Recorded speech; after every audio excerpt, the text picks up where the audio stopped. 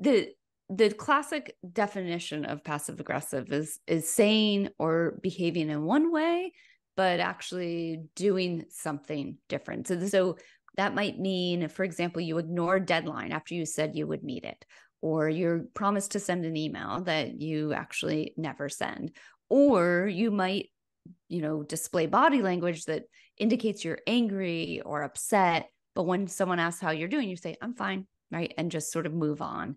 It even can be disguised in sort of backhanded compliments.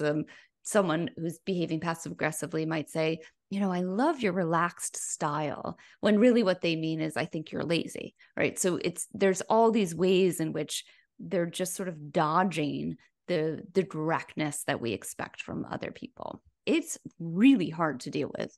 And I feel like it can be, quite, it can feel like it's shadow boxing. That's what a friend and fellow author Andy McKee says, is that dealing with passive aggressive people feels like you're trying to land a punch and they just sort of keep dodging.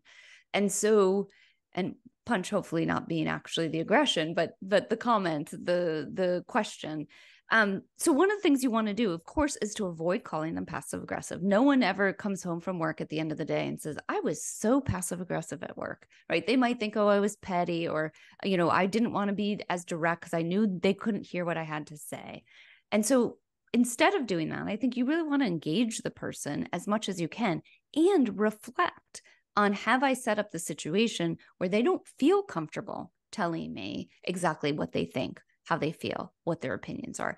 Now, not to say you have to own the problem or own the issue in the relationship, but is there a way that you might be contributing to it? And I think that's important to do for any type of challenging behavior, but especially with passive aggression. Have you made it clear you're willing to hear other opinions? You're willing to be disagreed with? And then you want to really focus on what you suspect the underlying message is. So if someone says, you notice their body language is, they look upset or they look frustrated, and you ask how is everything okay? And they say, fine. Instead of just taking that, you might observe and say, oh, because your body language is giving me a different message. And I just want you to know, I really am curious genuinely in how you feel. Right. So not that you're catching them lying, right? That's not, no one wants to be sort of cornered in that way, but that you observe a different behavior than what they're saying, or a different feeling or even message than what they're saying. And you're open to hearing it. I think those two things are really key. Now, many times the passive aggressive person will just be like, nope, I'm fine, and move on. But what you've done is you've put them on notice that I'm observing your behavior. I'm very interested in hearing what you think, and I'm open to it, right? And I think that's, you're starting to sort of lay the groundwork.